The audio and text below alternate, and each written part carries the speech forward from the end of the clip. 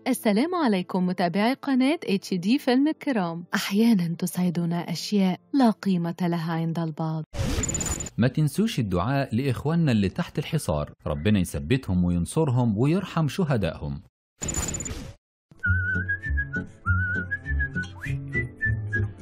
وبيبدأ فيلمنا النهاردة مع شرطي سابق من النخبة اسمه روي، وبنلاقيه معلق ورق على الجدران بكل تفاصيل حياته لأنه مصاب بالسرطان، ومن غير الورق ده مش هيعرف حتى هو مين. وبنلاقيه فجأة جات له حالة ذعر شديدة جدا، وبيحاول يفتكر كلام الدكتورة ليه وهي بتعرفه إن إدمان الكحول سبب المرض وبسببه عمل حادثة، ومن وقتها مش فاكر حتى اسمه. وبعد ما بياخد روي العلاج وبيهدى بيربط دماغه بالشاش، ومرة واحدة بيدوخ وبيفتكر الدكتورة وكلامها ليه قبل ما تعمله العملية. بس ساعتها بتقطع مكالمة تليفون من رقم مجهول، وبترد عليه بنت من جمعية تكافلية بتهتم بتفاصيل المساجين المظلومين، وبتحدد معاه ميعاد. فبيروح روي يقابلها وهو كاتب اسمها على ورقة علشان ما تلاحظش مرضه. وما في ثواني وبتوصل البنت وبتقعد معاه وبتعرفه ان في مسجون هو قبض عليه في جريمة قتل اشهر دكتور جامعي في مجال علم النفس اسمه جوزيف.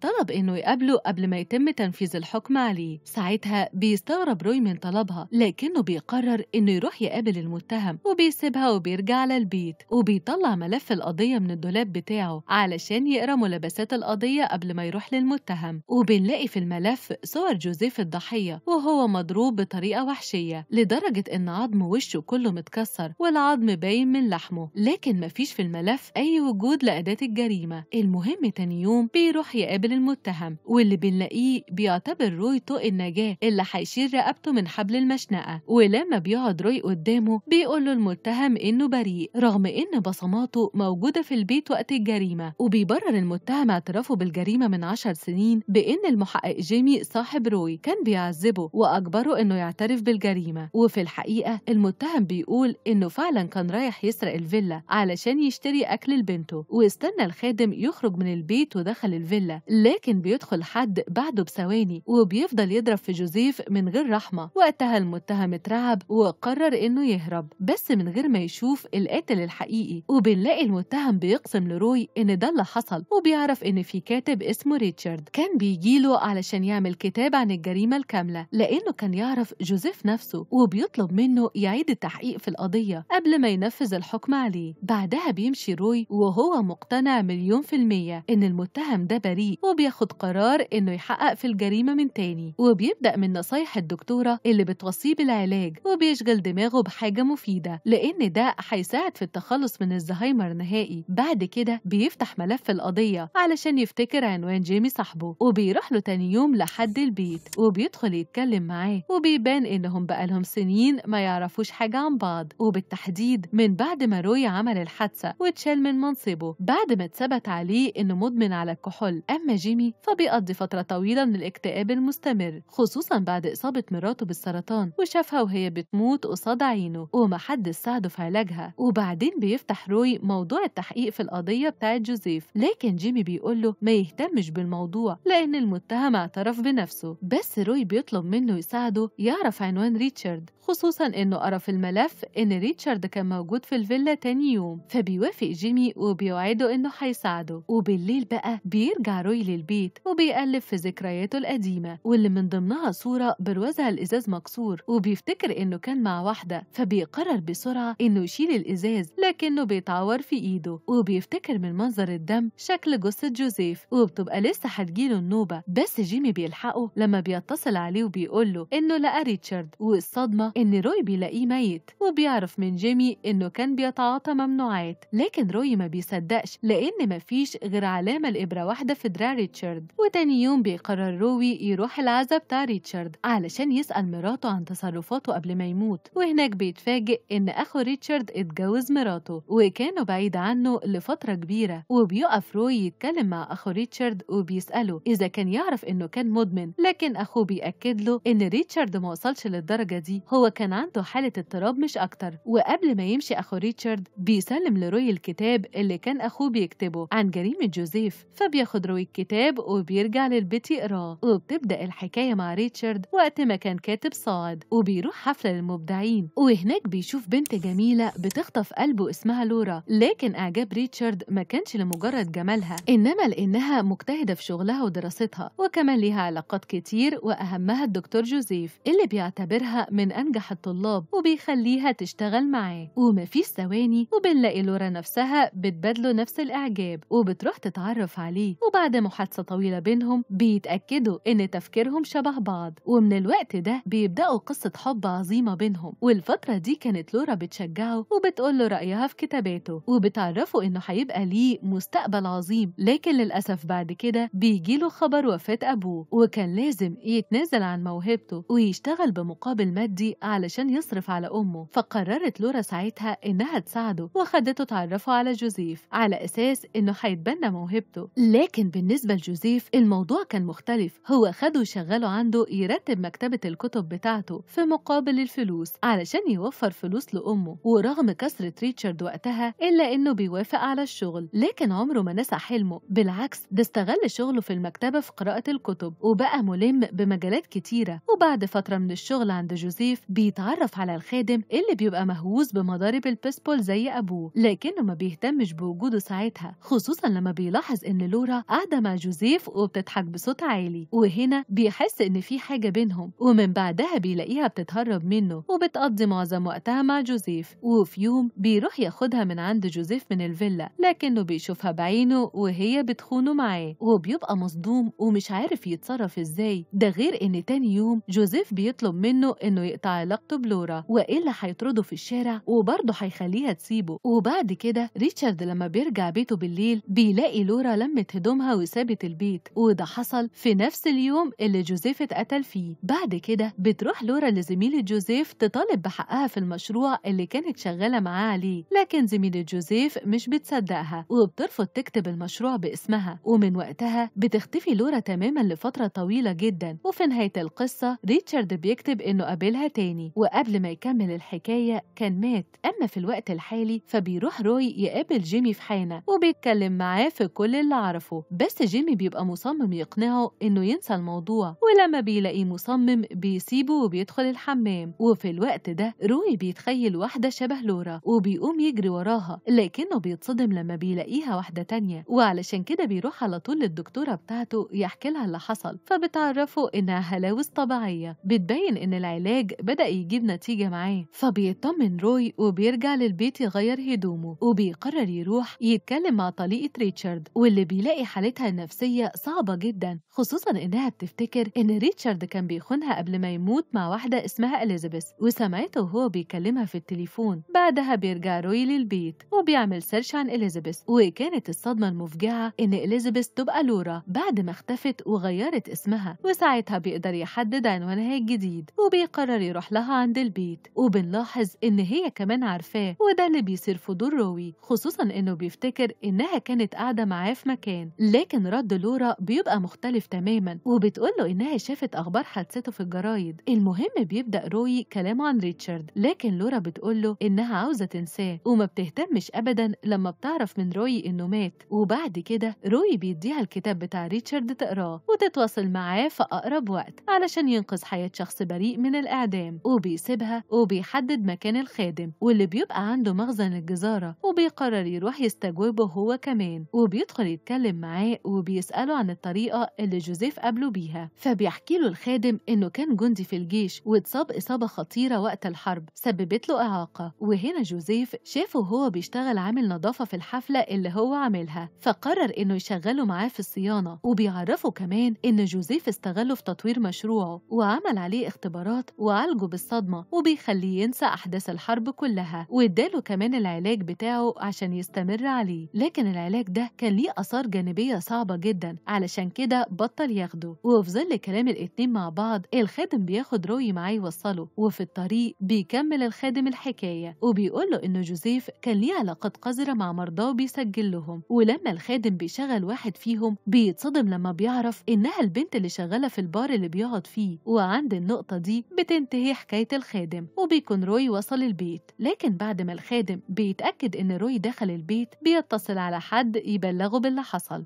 بالليل بقى بيفتح روي الملف يجمع الخيوط ببعضها، لكنه بيلاحظ إن جيمي هو الوحيد اللي ماضي على الملف ده، فبيقوم يجيب ملفات لقواضي تانية وبيلاقي إن كل قضية كانوا بيمضوا عليها هما الاتنين. ومن هنا بيبدأ يشك إن جيمي ليه يد في الجريمة. وفي نفس اللحظة الباب بيخبط وبيتفاجئ روي لما بيفتح إن لورا هي اللي جاياله، لكنه ما خدش باله إن جيمي مستنيها في العربية. المهم لورا بتدخل تتكلم معاه وبتلاقي صورتها متعلقة من ضمن المشكوك فيهم، وبيأكد لها روي إنه شاكك فيها لأنها مستفيدة بنسب المشروع بتاع جوزيف لنفسها. بس لورا بتتضايق من كلامه وبترميله الكتاب بتاع ريتشارد، وقبل ما تمشي بتقوله إنه كان شخصيته أحسن لما كان مدمن على الكحول. وساعتها بيتصدم روي إنها عارفاه للدرجة دي. وبعد ما بتمشي بياخد روي مسدسه وبيروح يشتري أكل، وفي طريقه للمطعم بيلاقي الخادم جاي وراه بالعربية وعايز يدهسه، فبيطلع روي مسدسه بسرعة وبيضربه طلقة في نص دماغه بيخلص عليه. ساعتها الشرطة بتاخده تحقق معاه، لكنه ما بيهتمش ساعتها غير بدرج الملفات، لأنه افتكر إن الدرج ده اللي جيمي حط فيه الملف بعد ما مضى عليه. ومفيش ثواني وبيلاقي جيمي جاي يدفع له الكفالة ويطلعه، وبياخده على الحانة وبيطمنه إن كاميرات الشارع جابت إن الخادم كان بيتهجم عليه وهيطلع منها براءة. لكن روي بيغير الموضوع وبيسأله سؤال في قمة الروعة، بيسأله عن نفسه وعن كفاءته لما كان في الخدمة، فبيأكد له جيمي إنه كان من أشهر المحققين. فبياخد روي الكلام منه وبيسأله إزاي ما مضاش على الملف ده بالأخص، فبيتضايق جيمي من كلامه ساعتها لما بيحس إنه بيشك فيه، وبيفضل يعنفه بالكلام وبيسيبه وبيمشي. وبعدها بنلاقي روي ماسك إزازة الكحول وبيبص لها، وفجأة بيقرر يشرب بنفس الشراهة اللي كان فيها وهو مدمن، وبيبدأ يتخيل كل الشخصيات اللي ليها علاقة بالجريمة، وبيفتكر الحانة بتاعت صاحبه اللي كان بيقعد فيها، وبيسأل عن البنت اللي شغالة هناك وبيعرف إنها ملهاش أي أثر بقالها فترة. فبيقرر ساعتها إنه يروح الحانة بتاعت صاحبه يسأل على البنت تاني، لكنه بيتصدم لما بيروح وبيلاقي صاحبه مات وابنه اللي فتح المكان، وبيتصدم أكتر لما بيعرف منه إن البنت ماتت من 5 سنين. بعدها بيستأذن ابن صاحبه وبيدخل الحمام، لكن بسبب رجوعه للكحول تاني بيدوخ وبتجيله حالة الذعر، وبتلازمه تخيلات للبنت وهي بتهرب من واحد. لكن بتلحقه مكالمة من الدكتورة صاحبة جوزيف بتطلب منه يروح يقابلها، وبالفعل بيروح لها روي وبيعرف منها إن لورا سرقت الرسالة بتاعت روي وعملت منها كتاب باسمها. وبما إن جوزيف مات محدش قدر يطالب بحق المشروع، وبعد ما بيسيبها بيروح لبيت جوزيف يدور فيه على أداة الجريمة، وده لأن لفت نظره ساعة التحقيق اختفاء عصاية البيسبول، وهو الوحيد اللي بيلاحظ تراب على مجرفة حديد. فبيدخل ساعتها للحديقة وبيفضل يحفر في الأرض لحد ما بيسمع صوت خشب مدفون، فبيحفر في الأرض وبيكتشف إن عصاية البيسبول واللي هي أداة الجريمة محطوطة في صندوق خشب ومدفونة. لكن في اللحظة دي بيلاقي لورا وجيمي واقفين قدامه ومعاهم أسلحة، وبياخدوه معاهم وبيدخلوا يتكلموا في المخزن. وبتقول لورا ساعتها إن فتاة الحانة كانت من مرضى جوزيف، بس قبل ما تكمل جيمي بيسكتها. فبيفهم روي ساعتها إن جيمي لما مراته كانت مصابة بالسرطان لورا أغرته بالفلوس علشان يخلص على جوزيف وتاخد المشروع منه. فبتقول لورا ساعتها إن بعد موت جوزيف اضطرت إنها تسافر وتغير اسمها علشان تنشر الكتاب، لكن ريتشارد عرف مكانها وبلغ الشرطة. ولحسن حظها جيمي اللي خد البلاغ وراح يستغلها وطلب منها فلوس. وهنا بيشك روي إن جيمي هو اللي موت ريتشارد، لكن جيمي بيدافع عن نفسه وبيقول له إن لورا اتفقت مع الخادم وخلته يخلص عليه وحقنه بمخدر علشان يبان إنه مش مقتول، وهي كمان اللي بعتت الخادم يخلص عليه. وبمجرد ما جيمي بيخلص كلامه لورا بتطلع مسدس وبتضربه طلقة، لكن قبل ما تضرب التانية في روي بيمسك جيمي مسدسه وبيخلص عليها، وبتنتهي حياتهم هما الاتنين. وبعد ما روي كشف الحقيقة راح بلغ الشرطة وأثبت إن المتهم بريء وطلع من السجن. حتى هو اتعالج ورجعت له الذاكرة تاني وافتكر كل حاجة، وبيرجع البيت يلم كل الصور اللي تخص القضية، وبيمسك الصورة اللي البرواز بتاعها متكسر وبيشيل الإزاز من عليها. وهنا كانت الصدمة المفجعة لما بيفتكر إن فتاة الحانة كانت مراته، ولورا راحت له تعرفه إنها بتخونه مع جوزيف وبتديله شريط الفيديو علشان يصدقها. فبيتفرج روي على الفيديو وهو مصدوم والدم بيغري في عروقه، وراح خلص عليها. وبعد كده راح لجوزيف وفضل يضرب فيه بوحشية وكسر جمجمته، ومحدش شافه ساعتها غير جيمي وساعده إنه يدفن أداة الجريمة وخلاه ما يدخل يدخلش في القضية دي نهائي. وفي الوقت الحالي بقى بيتصدم روي إنه تسبب في موت صديق عمره، وبيمسك مسدسه وبيقرر ينهي حياته بإيده. وبكده بينتهي فيلمنا النهاردة. ما تنساش تدعمنا بلايك وتكتب لنا كومنت وتفعل الجرس علشان توصلك كل ملخصات HD فيلم.